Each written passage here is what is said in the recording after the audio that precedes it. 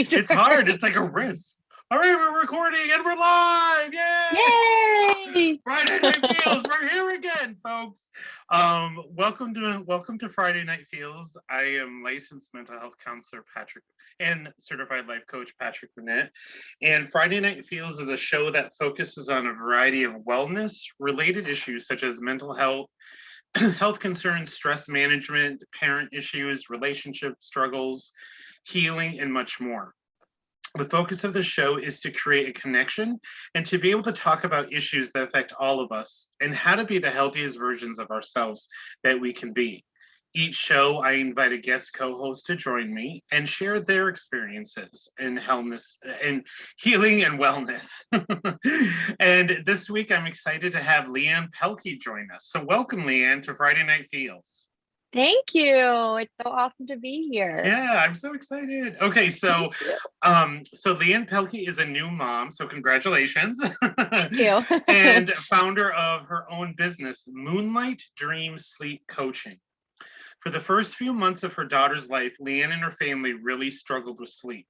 Her daughter took chronic short naps, woke multiple times during the night, and had such a hard time falling asleep independently. Leanne was exhausted, overwhelmed, and completely lost. She finally decided that enough was enough and started looking for a solution. She did immersive research into pediatric sleep in order to truly understand her daughter's sleep needs. After a few short weeks of sleep training, her daughter's sleep habits drastically improved, and everyone was sleeping again. She never wanted another family to experience the amount of sleep deprivation and stress that she and her family had. It was then that Leanne decided to become a certified pediatric sleep consultant and start Moonlight Dreams. She offers gentle yet effective sleep coaching methods and provides a multitude of resources, including private coaching programs designed to specifically target each of her clients' individual sleep struggles. She's here to get you and your family back to sleep and back on track. So welcome. This is so exciting. Yay! I know. I'm so excited. So, first of all, I love the name. It's so soothing. When like you and I first started connecting, Thank you. and you sent it to me, I'm like, oh my God, I'm relaxed already. This is Thank just, you. You know, before we started going live tonight, I was just telling Leanne, you know, that a lot of the people that I work with and know, especially in parents and perinatal related issues, when the little one or little ones won't sleep, it's rough. Oh. And to have someone come on who is not only specializing in it but has lived it, I think really validates and really brings a great deal of knowledge. So I'm so excited to dig in and hear a little bit about your journey and your experiences. So Yeah. where would you like to begin tonight? Filter free Friday. I guess I could start on how, I started Moonlit Dreams. First and foremost, the name came from my daughter's middle name is Moon. So, it all kind of like filtered into that. It kind of made sense to use her as part of it. Like you said, in your introduction, we had a really rough go at it for a while with her. You're already like trying to figure everything out as a new parent, like, why are they crying now? And are they hungry? And is this happening? But then on top of it, with them not sleeping and then you're not sleeping, like you're going crazy. And, everybody was crying all the time in this house. Nobody was happy. Right. So, and like, I'm never a person to pick up a book and read a book. Like, it's just not me. And I got to a point where I was reading every piece of literature I could find on like sleeping and baby sleeping and pediatric sleep and all of it. Cause I'm like, there has to be a reason why she's not sleeping. Like, we were at a point where she would go down for the night. Right. And then all of a sudden she would just be up for like hours overnight. And like my husband and I would just have to take shifts. And then it got to a point where he was back to work after like 2 weeks. Because just, the nature of his work, and I had gotten laid off, earlier that year. My daughter was born in February. I got laid off in January. So, he had to go back to work. it's not like he could have taken much time. Right. We needed the health insurance, we needed Right. all of it. So, Right. I was on my own for, very soon after she was born. So I was like, I have to figure something out because I'm not going to survive this. So, I got really deep into the research, and I learned a ton. And she vastly improved with a lot of like schedule changes, and just like me paying attention to the amount of time that she was awake, the amount of time that she was getting sleep during the day, because it's all like super important. Okay. And I can obviously get into that if that's something that would be of interest. But Yeah, absolutely. yeah, so and after a few weeks she was like transformed, and like we were transformed all of a sudden. Like, she was taking longer naps, she was sleeping longer overnight. And by the time she was, I would say between 4 and 5 months, she was sleeping completely through the night. She was taking amazing naps. And like, we just never thought we would get there. And Wow. we couldn't believe that we were at that point, That that so must have been so stressful and scary for both of you. And on top of all the anxiety and stress and excitement of being yes. new parents, and then that underlying fear is something wrong. And how do we deal with this? Yep. 100%. And like, that's, and I talk to parents now who are like, oh my God, like, are they sick, or, do they have colic, or do they have reflux? Like, is it something that's they have gas? Like, is it something that's bothering them? It's keeping them up all night. And most of the time, some like those are very common things that happen, especially with newborns. But like most of the time, it's, them being overtired, which is like the biggest culprit for kids not sleeping, Mm. and just not having like good quality sleep. And, kids getting overtired, it's so easy to do. Like, they're staying up too long between naps, or, they're staying up too long until bedtime, or, they're overnight screwed up. So then they're starting the day overtired. So it's like, that is the culprit for, poor sleep most of the time. Mhm. So, that's what was her problem 100%. Like, we just weren't paying attention to like her schedule, and like the hours that she was sleeping and the hours that she was awake. So then all of a sudden overnight she was like ready to party between the hours of like 2 and 4. And we're like, oh my God, we can't keep doing this. Ready So, to party. And yeah, you're she like, was oh my ready. gosh, make it stop. Yeah. Right. But then, you can't help, like, your brain instantly goes to like, something's wrong with them. Like, what's wrong? Right. And But, then you're sleep deprived. So you're yeah, not, on right. full cylinder. Right. Exactly. And then it's like sleep when the baby sleeps, and you're like, yeah, okay, that's not happening. So Right. And how did, if you don't mind me asking, how did it affect the relationship with you and your husband at that time? yeah, that was hard. I mean, because we obviously were so used to just having each other Right. and our time together. And like, we knew, like, it's like, you can never really prepare yourself for the amount of time that a child is going to take out of your life. Like, it's going to happen, but until it's happening, like, you just really can't prepare yourself. So it was hard. I mean, we missed each other. Right. And Right. because, like, just those first few weeks are kind of just getting in the groove of things, right? But it felt like it was lasting forever. And like, I would talk to friends, they're like, it's not going to last forever. And I'm like, I know, but like, I cannot see the light at the end of this tunnel, Mhm. because things were just so bad. And, he was going to bed early because he was getting up early. And then I was like taking the later shifts. And it was just like our schedules were like completely flip flopped. And then he would come home, I would be completely exhausted. Mhm. So, we were just so used to just having our time. So, fast forward to when things were amazing, and she was, going to bed at a decent hour, and she was sleeping through the night, and everything was going great. Like, we had our time again, Mhm. and we Mm. felt So like important. ourselves again. Yeah. And because like, I wouldn't say that it was like, it was affecting us negatively, obviously, but like, my husband was and still is a huge support system for both of us, Right. for me and my daughter. But there would be nights where like I knew he had to get up early, and I would just come to bed crying because she would not sleep, and he's like, I will do it. Uh-huh. He's like, you need to just be here and like cry for a minute. Mhm. Like, I'm gonna Mhm. go take care of this. But then like, then he came, then that night, I was just like beside myself, and he came in, he was like, so we need to figure this out because I can't have both of you crying at the same time because then I don't know what to do. Love how he expressed and communicated that. Good for him. Yeah. He's like, I know it's hard, but we need to like solve something because you can't both be crying at once. So you were saying that a lot of the advice you were getting was this will pass, it'll end. What were the medical providers telling you? So I never really brought it up to the doctor because I was literally in the mindset where I was like, it sucks.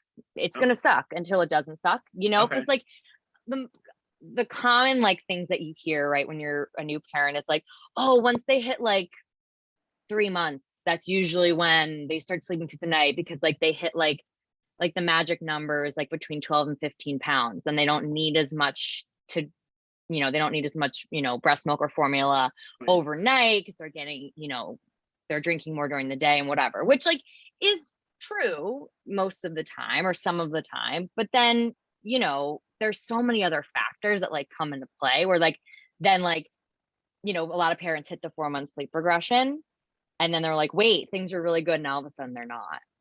So, you know, I was at a point where I was like, okay, like things are gonna get better eventually, like based on what I've heard. And, you know, I and sometimes I like, she was never at a point where she like didn't seem well.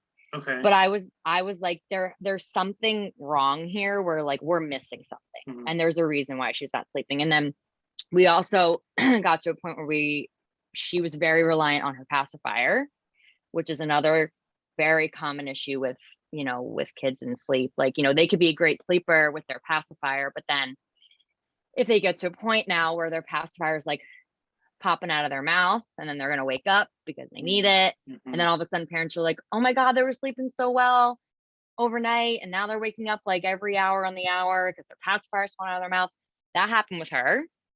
So that was like another like, you know, misstep. We were like, oh, we're doing so great. And then all of a sudden we were like, oh no, why is she waking up? And, you know, that, you know, to kind of like make it a long story short, I guess, you know, the issue with, you know, the 4-month sleep regression, why that happens and like why, you know, all of a sudden these props that parents were using and that we were using up until that point where they stop working after a while is because their sleep changes. So it's for the first like 12 weeks, they're in stages of sleep. So like light sleep and, you know, heavy sleep, REM and non-REM sleep, right? And that's the only time they're ever in stages of sleep because then it starts to become cycles. And then, you know, it's like the same as, you know, all of us, we have cycles of sleep and then the cycles have to connect. And if they don't learn how to connect their sleep cycles on their own by self-soothing, they're going to be relying on whatever it was that helped them to sleep, whether it was rocking or feeding or a pacifier. So then, you know, now that they're in cycles of sleep, cycles last somewhere between 45 minutes and an hour. That's why a lot of parents are like, oh my God, they're waking up every hour on the hour. So they think and something's I don't wrong. understand. Yeah. So they're like, and all of a sudden it's happening. But then you know, then you're asking the question, okay, so how are you getting them to go to sleep at night? They're like, well, I'm rocking them. So then you think about it, like they're waking up every hour because their sleep cycles are trying to connect, but they're waking up looking to be rocked because that's what they relied on. Exactly. Which is like, you know, in the beginning, like it's, you know, these things are like, I don't want to say fine to do because that sounds like, you know, you shouldn't be doing it. Right. But, you know, it's not detrimental. It's easier to, right.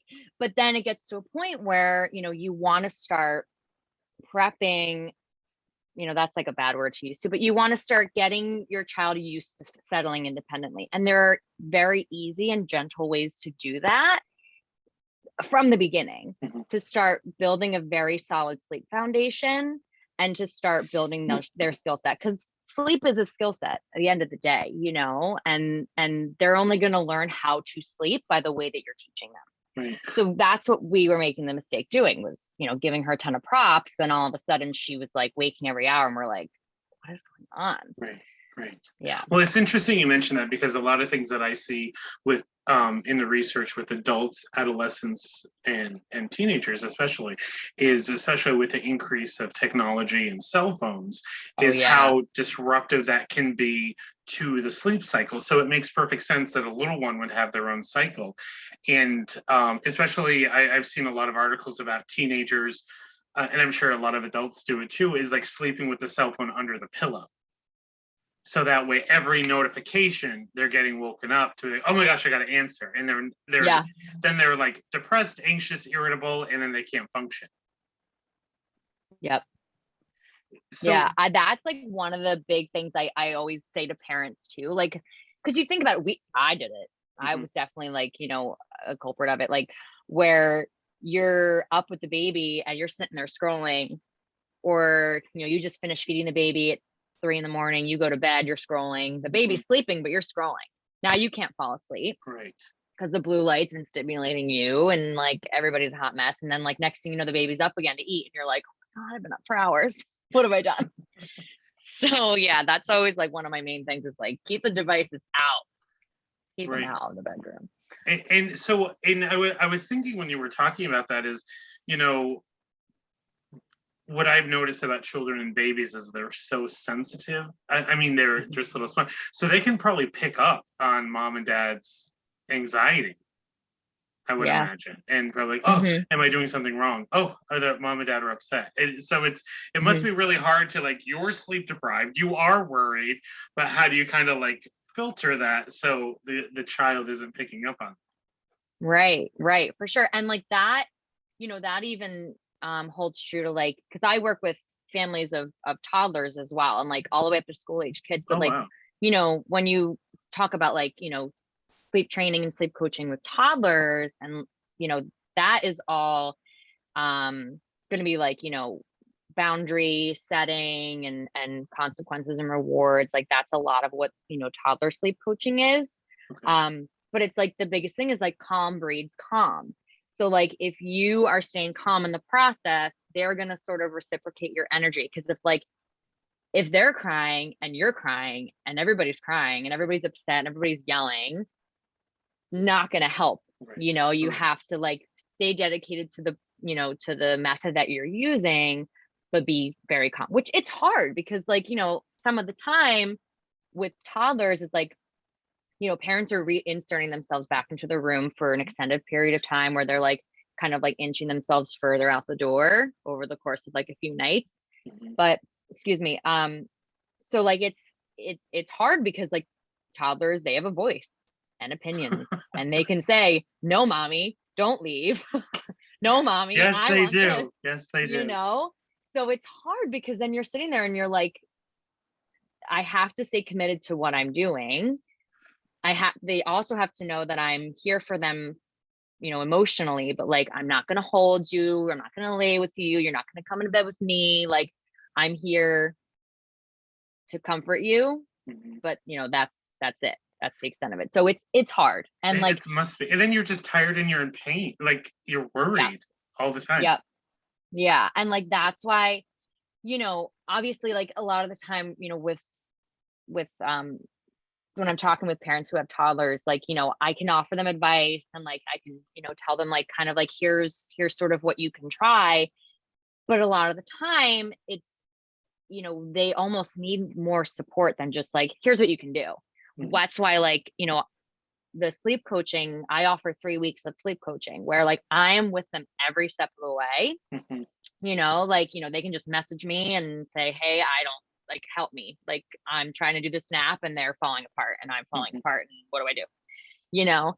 And it's very methodical, like how I do the 3 weeks, where like week one, we focus solely on overnight. Like, here's how we're gonna deal with overnight. We get that squared away. Week two is all about naps because you always want to start with the overnight because that's where like a lot of the issues are happening. Mhm. And that's where like it's all kind of leaning into the day, that's like screwing day things up.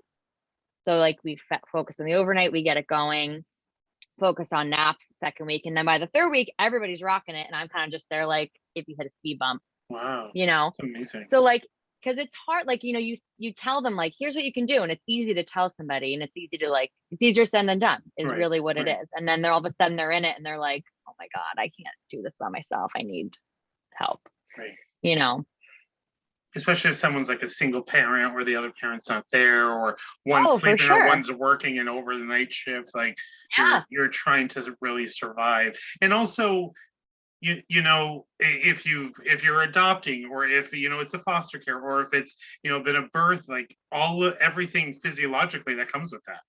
Yeah, So for sure. everyone's still trying to readjust to a whole new world on top of, Hmm. all right, did I break my baby because they're not crying or they're not sleeping? That's sleeping. Yeah. Yep, So for I'm sure. gonna just ask a random question. Is that okay? Yeah, Because it just popped. of course. I'm here one for of all the the questions. one of the things that I hear a lot of debate about Mhm. is in the bedroom. Like sometimes people will say turn the TV on. Some people will say have music, have a nightlight, have a candle, have all darkness. Do any of those things really affect a baby's or a toddler's sleep cycle? Yeah, Okay. for sure. Yeah. I so um if any of my friends were watching right now, they'd be laughing because they know I'm obsessed with darkness in a child's bedroom. Like obsessed. And like my husband was just making fun of me because so we now have like window units in the windows, like for AC, because we Okay. don't have central air. Okay. Um, so when you think about it, like the parts of the unit that are like that connect to the window, like the Hmm. accordion part, Hmm. letting light in. Hmm. So like I have my husband like tape up like black cloth or like material to like block the light. I just bought these little stickers that literally cover like lights on like devices, Oh and my I God, I stuck love them your all over commitment. her room. You're so committed. I love that. I'm doing it. And he's like, what are you doing? I'm like, the light. He's like, It's like, all right, I'm Leanne, we need to obsessed. like pull it back a bit. Yeah, he's like, come on, reel it in. Like you're nuts. We're not But vampires. We're not vampires. yeah, right. Exactly. Well, it's so funny because I am super light sensitive, always have been. Like when I was younger, like my curtains were always black velvet curtains. Okay. And I'd sleep with an eye mask. Like that was just me. I was so sensitive to light, still am to this day. So, but the thing is, like to answer your question, light is 100% a stimulant, especially sunlight. Like our bodies, like just as adults too, like our bodies and our body clocks and our circadian rhythm, like it regulates with the rising and the falling of the sun. That's just plain fact, right? So especially now, because like my husband, he's like, you're crazy. Like, but because he left the room, he was like, it's so dark in her room. And I'm like, but think about it. Look outside. The sun is out still. It's, Right. she goes to bed at 7:30. The sun is up until 8:30. Yeah. So it's so bright. But like, Right.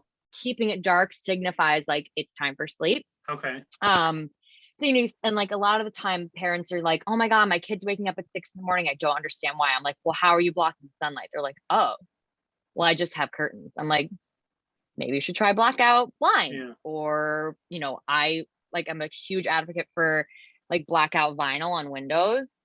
Cause like you think about it, like blackout blinds and curtains sometimes are a little bit pricey, but you can get like a roll of blackout vinyl for like $11 on Oh, Amazon. yeah, that's right. Blacks out the light. Love a good bargain. And yeah. So, and then like they try it and they're like, oh my God, they're not waking up at 6 in the morning anymore. I'm like, yeah, because the sun isn't shining in their face. Wow. It's just like, it's these things we just don't think about. Right. So, and night lights, like I never recommend a night light for any kid unless they're like at an age where like older toddler age, like probably like 4 or 5, where they're Okay. like a little more cognitively aware of like fear. Like now they're afraid of the dark, right? They have fears, they have Okay. anxieties, right? Like these things are starting to develop because it can just be stimulating and distracting. So, that was something we did with my daughter when she wasn't sleeping. We were like, well, maybe she needs like some light. So we got like one of those like huge like galaxy projector things that's Oh, like spinning around her ceiling. And she's just like this looking at it. I'm like, okay, so that's not working. But it's because it was just way too stimulating for her. So right. like, complete darkness is always going to be ideal because it's just Okay. like, it's calming, it's dark, it's signifying sleep. Right. And then I do always recommend like a sound machine of sorts, like a noise machine, like something just like kind of white noise. Cause like, especially, you know, starting off in the beginning, cause like the common misconception too, sometimes with newborns is like, oh, be quiet, making the baby sleep and be quiet. But like, if you think about the womb, it was not quiet. It was Right. so Oh, I loud never in would have thought there. of that. Yeah. Yeah, you know, like it's so loud, things are moving. It's like constantly, and they're all just like, you know, nice and warm and cozy in there. So like complete silence is like, it's almost like deafening, you know, like Right. complete silence. So having some kind of like noise machine helps to kind of like soothe them. And plus it like drowns out other sounds, you know, dogs barking. Like we have two huge dogs and they are so loud and they bark constantly. So our daughter's sound machine is up to 100 because they're not waking her up. So, you know, those are always things that I recommend 100%. Okay. And like, you know, I know you mentioned like the TV on, like I always tell parents, like, if you're room sharing, TV stays off. You don't Okay. want the TV on. Okay. And like, you know, like a lot of parents are like, oh, like, you know, before we go to bed, we're just sitting in front of the TV, like, and they're sitting in front of the TV. I'm like, you don't want that. It's the same thing with the cell phone, right? The Yeah. stimulant, It's blue really light, all that interesting that stuff. you say that because I've just known a lot of adults, especially who have PTSD or trauma, and the silence is scary at night, or it's not, Yeah. maybe not always scary, but it doesn't feel safe. But some of the other things that you're saying is have some sound machine, like have something, like make it warm and comforting, and Yep. but just not have that, because anytime as you're saying this, anytime I've fallen asleep with the TV on, I it's like 24 hours until I can go back to bed, and I feel like I know. I haven't slept at all. I'm the So, same way. how would you, if you had someone like, for example, a toddler who was Mhm. used to sleeping with the lights on, how would you break them from that? Yeah. So, I mean, in terms of like what I usually recommend for toddlers, like in terms of like a nightlight or something like soft and dimmable. Okay. So like you can start it off bright. Like if they're like super afraid of the dark, like start it off bright. And then once they're asleep, you go and you kind of dim it. Okay. So, you know, like a lot of the time I recommend like, you know, those Himalayan salt lamps, they have Hmm. like dimmable ones. Yes. It's like a warm, soft light. And then you can dim it, you know, once Okay. they're asleep. Another thing, like those, I don't know if you've ever seen them or heard of them. They're like these little projectables. They stick into like an outlet.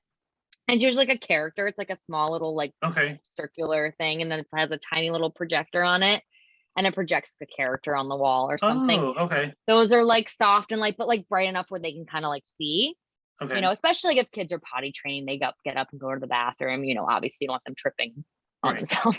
Right. But you know, you don't want it so bright where it's like they can't sleep or they're waking up because it's like this bright light. So yeah, those are usually what I recommend. Okay.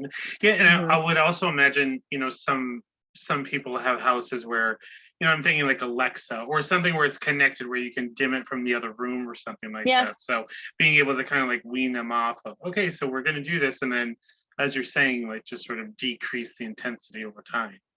Yeah, and there's so many devices out there, you're right, like, especially, um, you know, like, just, like, sound machine nightlight combo things that are really great that, like, parents can just control, like, via an app on their phone, like, there's, Hmm. like, the Hatch light, that's a huge popular one that a lot of parents use. Um, it's also really great, it doubles as, like, a sound machine and, like, a nightlight, but also it's like a training, like, okay to wake light. Oh. 'Cause a lot of the time with toddlers, like, they're just, like, waking up early because they wanna wake up early and wanna get out of bed, but, like, Hmm. a good training tool for that is having, like, some kind of light that signifies, like, when it turns green, that means you can get out of bed. Oh, But when my until gosh. it's not green, you have to sit quietly in your room or, like, go Oh, back to sleep. Yeah, so there's these all I'm these sure fancy does things. that work on Christmas? Because I feel Yeah, like that would be right. when it's tested. Like, I'm I sorry, knew it from my lights. husband. I'm not listening to you today. I'm not listening. It's Christmas. But Right. that's brilliant, because that's what a lot of parents of, like, as kids get a little older and then they have that independence. They're like, oh, let's just jump in, and mom and dad, and Yep, do that as well. yep. So what do you notice? The other thing, and if you don't want to answer this, it's fine, but the other area that I see a lot of controversy on is where children are sleeping, like bed sharing with parents. Mhm. And it's really interesting because I had, growing up, like if we were scared, we'd go into our parents' room, but then there was just like an age where it didn't happen anymore. Like, Right. So do you have any thoughts on that, of like sleeping with parents or sharing beds? Yeah. So, my big thing, and I would say a lot of sleep, consultants, their big thing is always going to be safe sleep. I Okay. mean, that is huge from day one. Now, like, it's so crazy. Like, I think about it, like, things have changed since we were kids. Like, my mom always jokes, she's like, you slept on your belly since the day you were born. I'm like, yeah, that's not safe anymore. Like, doctors are saying, do not put your babies on their stomachs, because if they like turn their heads, they can suffocate and all of that. Like, no crib bumpers, like no loose blankets, none of that stuff anymore. Okay. It's really just like, the baby's on their back in a swaddle or in like some kind of like tight wearable blanket situation where it's like safe for them to sleep. So, from day one, I'm like, I'm always preaching that, especially with newborn parents. I'm like, here's how you need to put your baby to bed so that they are safe. Um, I don't ever recommend co-sleeping, Okay. like sleeping in the same bed, like bed sharing, because it's just not safe at the end of the day. I mean, you can say 1,000 times like, oh, I'm so aware of like where I am and where my child is, like, yeah, until you're not, Right. and like, Right. obviously you don't ever want a parent to be a statistic like Right. that.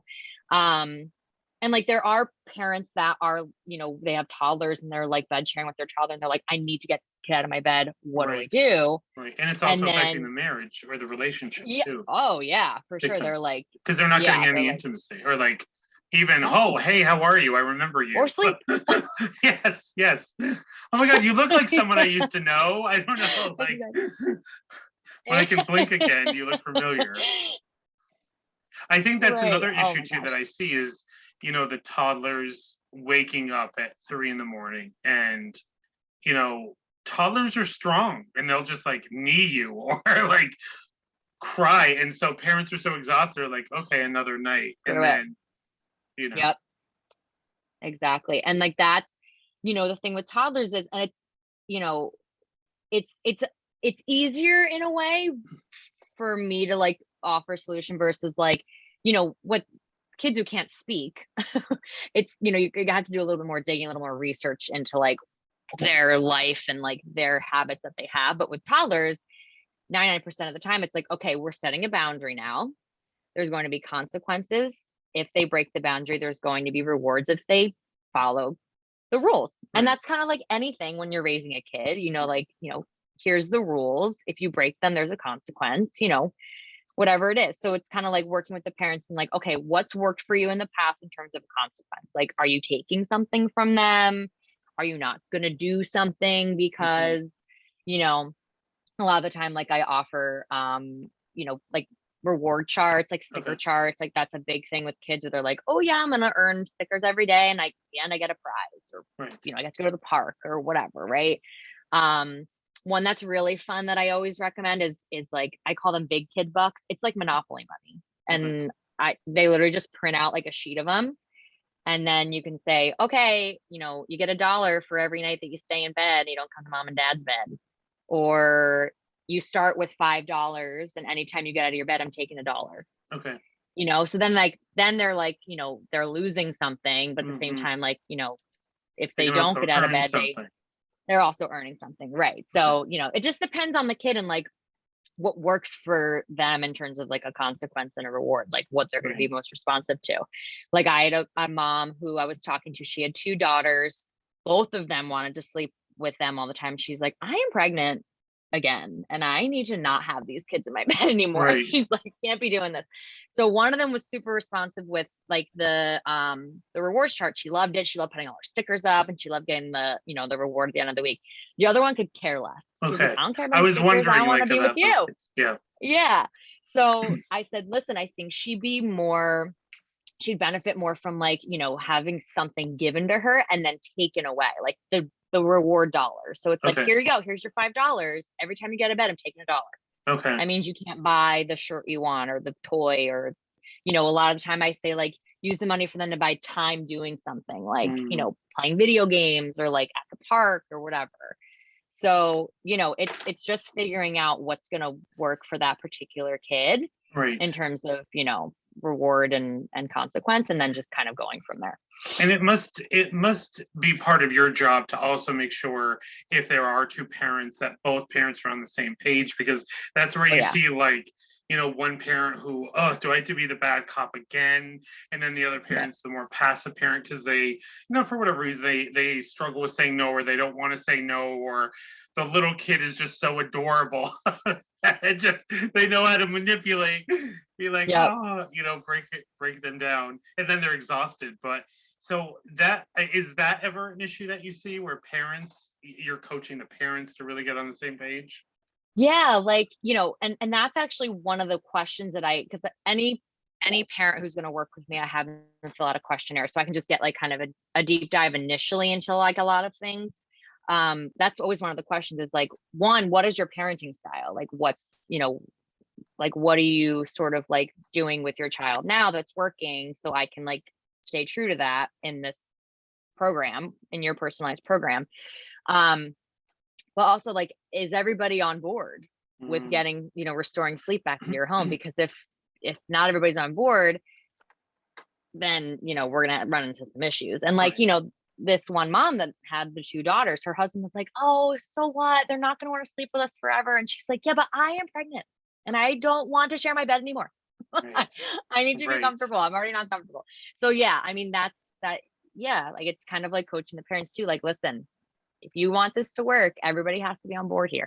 Right. Well, and there's also, I've seen this with parents too, is there has to be that conversation of planning for the future, of it, like some of the things, and I know that everyone has different opinions about like bed sharing, excuse me, but even with discipline, or like you're saying, rewards and consequences, of, when I'm talking to someone, whether it's coaching or counseling, of saying, what will it be like when you're not in the picture?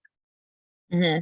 Will this little one that's going to be an adult one day, like, are they going to feel safe and independent without you? Are they going to be able to have sleepovers and be able to spend the night at a friend's house? Are they going to be able to go on dates? Are they going to be able to go on trips? And, like, having those, boundaries are the biggest demonstration of love. And it's so hard, I think, for parents, because time goes so quickly. But so true. There's a million decisions that make up to, the idea is we want the kids to eventually be independent without you. And then first of all, I see you're going to have a better relationship, because they're not dependent on you for so many things, for security and all that, as they're older.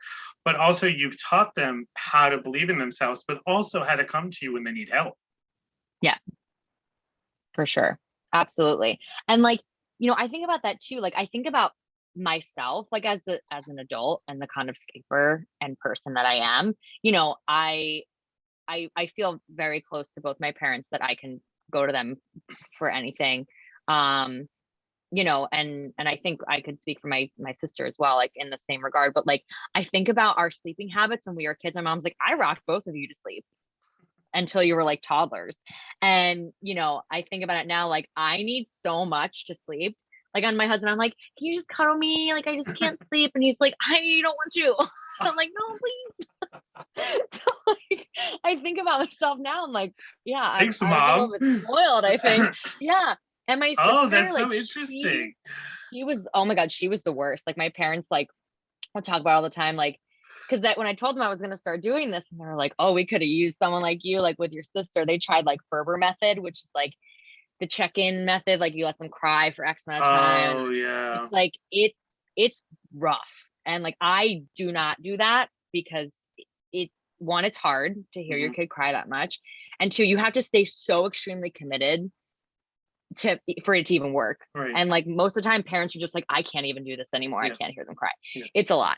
But my parents tried that with my sister, and it did not work. And I'm like, I could probably tell you a million reasons why it didn't work now, knowing. Right. But like, and even when she got older, like, she had a lot of anxiety as a kid. Just like, back then, it just wasn't really something that my parents really didn't know how to deal with. Right. But my mom, she would call them eyebrow rubs. She's like, Mom, can you give me an eyebrow rub? And she would like rub her head and like until she fell asleep, and like every night. And then it got to a point where she like, kind of didn't really need it anymore, but she needed her music on. Like it was like a That's whole so thing, soothing. and like it was a lot of it was because of her anxiety, and like she thinks back now, she's like, oh my God, she's like, poor mom. She's like, sit there for like 45 minutes rubbing my eyebrows till I fell asleep. And I'm like, yeah. And it's interesting And because then, I'm sure as a parent, you must hear, like from the medical providers, but then you hear from people who've had it, and then you also hear like a lot of like wives' tales of like, oh yeah, this, it's like, yeah, so what one do I go with here, or do right, what works and what doesn't? It's got to be overwhelming just to be a new parent and then encounter this. 100%. And like that's kind of the reason I started this company, is because I was like, you're so overwhelmed as a parent. There's so many things happening, like just trying to understand like their schedule and how much they need to eat, and like are they eating enough, like I was saying before, like do they have reflux, or do they have this or whatever, like are they sleeping enough, how are they sleeping too much? Because like there's, and then you have like all this noise outside of your little intimate life, where it's like your mother-in-law is telling you do this, and your friends telling you to do this, and then you're reading online that's probably not a good idea, but it worked for so and so. So you're just like, there's all these contradicting ideas and suggestions, and then you just feel like, okay, I don't even know what I'm doing now. I don't know. And like that's what I like, I try and like kind of empower parents where I'm like, your baby best, so like let's figure out what the problem is and then work towards a solution, because like not every baby is the same. Like for some kids, like yeah, like maybe letting them cry a little bit longer is going to work for them, but some it's not. Well, and also I'm wondering too if there was any trauma during the pregnancy or birth. That also must be another part of the equation that you explore with them, of like, hey, are there any medical issues? Are there any any other things that we need to consider?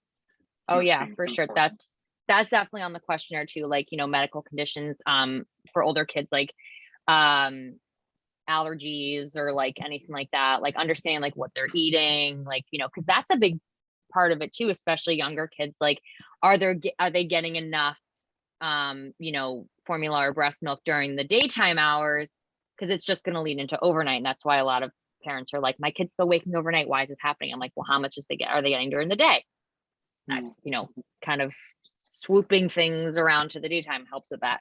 But yeah, like I spoke to a mom, like a few months ago when I first started this, and her daughter was a preemie, and she was pretty sick in the beginning, so she has just a really hard time hearing her cry or having her be in any sort of distress at all. So when we were speaking, I was like, listen, there are methods where it's called a no-tear method. It takes a long time to get to where you want to be in terms of like her sleeping independently and all of that. It's an option, but it just takes longer, and like kind of like making that clear from the get-go. So I mean, that's why I always say like I have gentle methods and they're effective, and like there's some like where they can cry a little bit and some where they don't, there's no crying, or no tear methods, right? There's no crying and sleeping. There's no crying and sleeping. That's your motto. I love that. So yeah, I mean, it really just depends on how the parent wants it to go and how their kid is. Cause like, there are like methods where like, there's going to be some crying, right? But when you get to like toddler age and they get to a point where like they're crying, you're just kind of let them cry it out a little bit, it's not going to work, because they're going to get to a point where they're crying so much that they're overstimulating themselves, and now they're not going to sleep because they're a hot mess express because they've been crying for hours now. So like a lot of like parents will come to me and they're like, so I try to let them cry it out, but they just keep crying and like nothing's working. I'm like, well, how old are they? They're like, well, they're 24 months. I'm like, yeah, that's not gonna work. It's just they're way too aware of what's happening, and they're just gonna cry until they get what they want.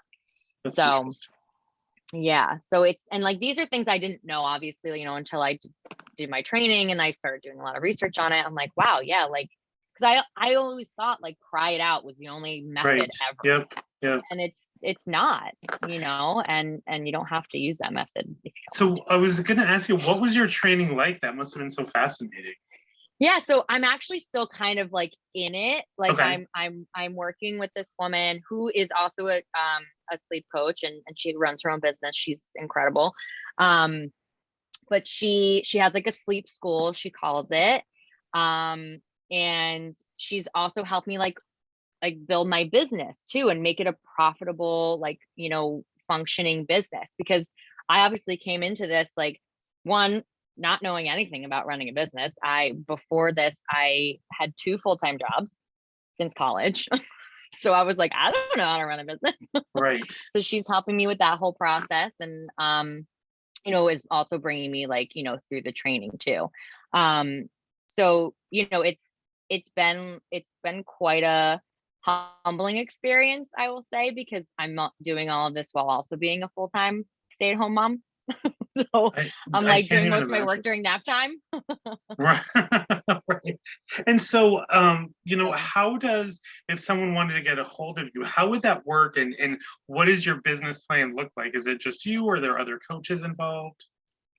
yeah, it's just me right now. But yeah, I mean, I offer like initially what I always offer parents initially is that I'm like, listen, if you want to chat, I offer free 20-minute phone, like discovery calls, I call them. Mhm. But we're going to chat for 20 minutes. We talk about the issue. What's it look like? Is it a simple fix? Can I give you a couple like pointers over the phone? I will do that. If I feel that it requires a lot more in-depth, like learning about you and your little one, and learning, what the real problem is, and then like giving you more instruction, Mhm. I will be honest with you and I will tell you, like, here's what I can offer you. Okay. Because it would be irresponsible for me to be like, oh yeah, I mean, here's some things you could try, because it may not work. Right. It's like, again, sleep is Bye-bye. Good complex. luck. Yeah, right. Like I 19 can't, I could minutes. not. Yeah, I could not do that.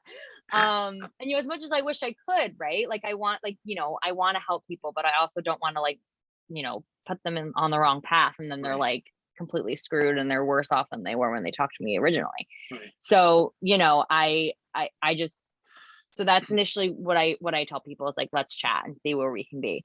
So yeah, I mean, that you can do that through my website. Mhm. And what is Moonlit your Dreams website? Sleep Just Coach. It's okay. moonlitdreamssleepcoach.com. Okay. Yeah.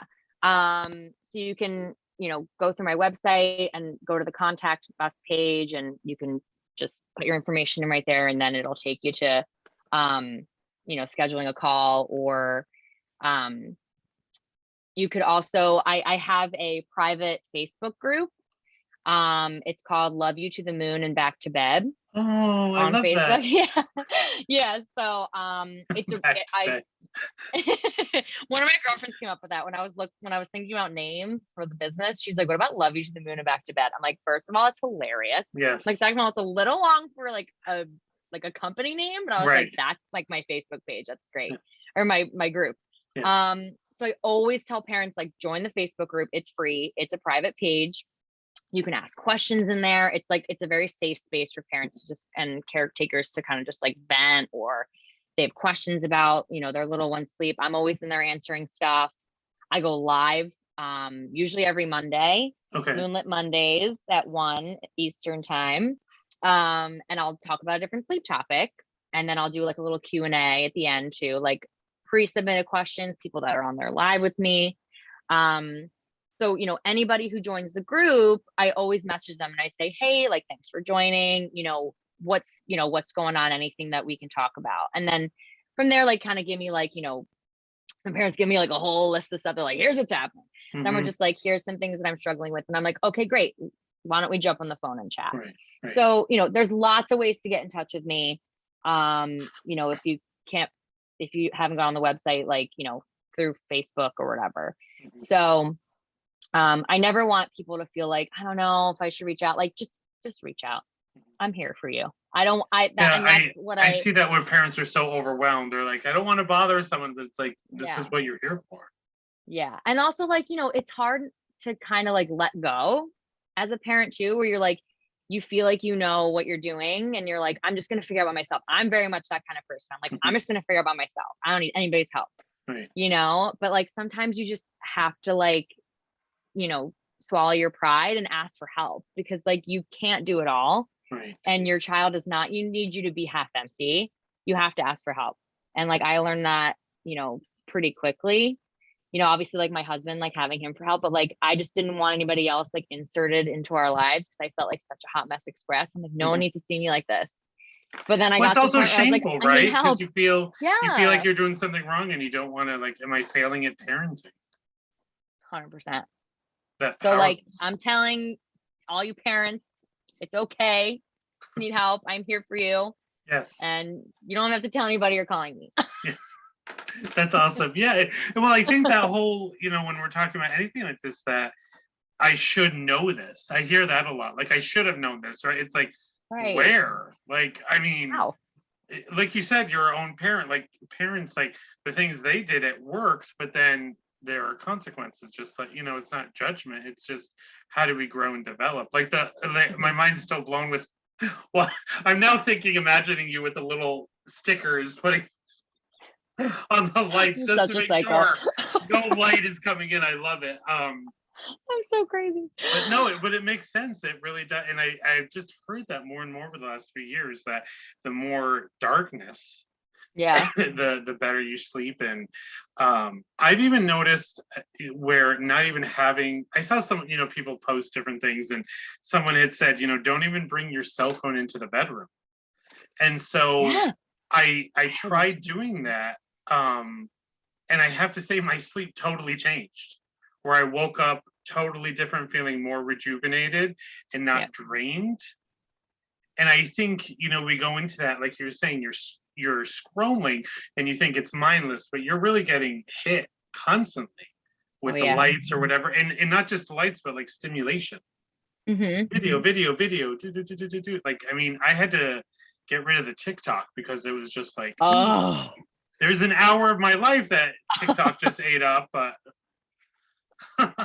it's insane, isn't it? Yeah. Oh my God. Like it's funny, like my husband laughs at me because like I'll be on my phone before bed. He's like, dude, come on, stop with the phone. I'm like, but I have to clear my notifications. Next thing you know, I'm on Instagram looking at reels for 45 minutes. He's asleep. I'm like, what am I doing? You gotta you have to get a little vinyl black screen. So I have I have a screen protector on my phone that is blue light blocking. Okay. And then I have like, the setting, it's like the night mode or whatever. Okay. I have that on my phone too. But like you said, like regardless of what you're, of all that stuff, I could be wearing blue light blocking glasses at the same time. Like you're watching videos, you're being stimulated just like sitting there. Yeah. And like, that's what I always say, like to parents, like, because a lot of the time, like parents have like tracking apps on their phones. Like they track like how much the baby's eating or like diapers, sleep, all that stuff. Like it's on your phone. So you're going to be on your phone doing it. I'm like, strictly business. You put it in the app and you put the phone down. Right. Have like, have all the screen protectors and the night mode and all that stuff on. So it's less, bright in your face, but strictly business. I'm like, I should follow my own advice in that department. We're learning, right? We're learning. We know what works and what doesn't. And that's what makes us all human. And just, I love, everything that you shared with us. I just really appreciate you coming on here because it's so, and I think sometimes like, being a coach myself, one of the things like, there's so much stereotype, and I think it's really changed. But when I was little and I would hear a life coach, I always say this, I just think of like in LA, like, oh, get me another latte or tell me what shoes to wear. And maybe that was true back then, but now it's like, it's such an amazing component of the helping field, and people can create these businesses where they don't exist. So I am so excited that you've created this business to be able to help parents of all walks of life to be able to say, you're not alone, like you're saying, there's no shame here. And, let's figure out what we can do for your kiddos and for you. And I think that's amazing. Thank you. I'm so excited that I got to be on your podcast. This was so much fun. So I wanted to ask you real quick before we end. How did you get into like podcasts? I always find that's like a fun little story. So like well, when I was speaking with my coach, like the woman who's kind of helping me go through this whole process, I was like, how do I kind of get myself out there a little bit more? She was like, join some like groups on Facebook that like, people look for like guests on podcasts. And I'm like, okay. So I joined one. And then I did like, I had to be accepted, right? And they're like, here are the rules. Like, you do the one intro. And I was like, here's my little intro. And then you reached out and I was like, great. Hey, yeah, I know. It's like, this So, sounds fascinating. Let's connect. So yeah, I mean, that's kind of what I've been doing. Like I joined a bunch of groups, like new mom groups, like Facebook groups. I'm obsessed with because that you can network so well, especially like today's day and age, like after COVID, like it's all virtual. Yep. So that's, where I thrive. And that's what's nice is that because with the virtual, you can get parents all over. Yeah. That they can be like, I all have right, someone let's I'm just do speaking this. to overseas. Yeah. Yeah, that's awesome. Exactly. Are you virtual as well? Like, do you take clients virtually? Yep, I'm all virtual.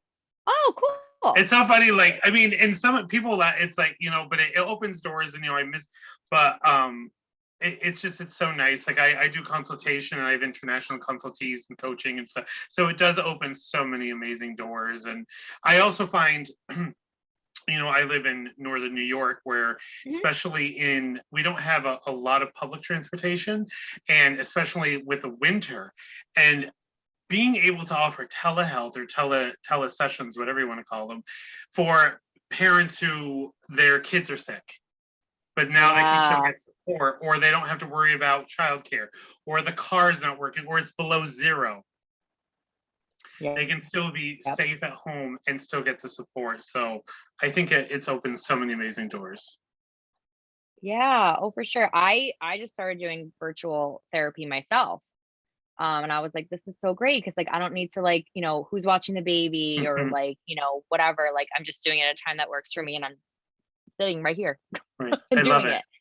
It's so great. As we wind down, I always like to ask, what is one piece of advice that you would like maybe the audience to walk away with today from our conversation? Kind of what I said before, like you are not alone ever in this. I call it the journey to sleep, right? Like you're never alone in this process. Like it can be so lonely, especially, like you said, when, you're the one taking all the night shifts, or especially a lot of breastfeeding moms, like they are alone a lot of the time feeding their child because there's no one else that does it but them. So it's it can be so lonely, but I want to be there for any parent who's feeling lonely, any mom or dad or any caregiver, anybody who's feeling lonely in this process and feeling, just out of resources and out of ideas and just lost, you are not alone, and you never have to feel like there's nothing out there to help you. Right. And there is help, and you don't have to pay a ton of money for it either. Like, I have so many free resources on my website and your Facebook and all that. Yeah. So, wonderful. Never hesitate to reach out. Awesome. Well, thank you so much, Leanne, for joining us on Friday Night Feels. I hope you come back sometime whenever you want. You're welcome. I would love to. All right. And thank you to everyone who watches and listens to the podcast. I hope that everyone has a beautiful, safe weekend, and we will see you in a couple of weeks. Have a good weekend, everyone. Thank you, Patrick. Bye. Bye, everybody.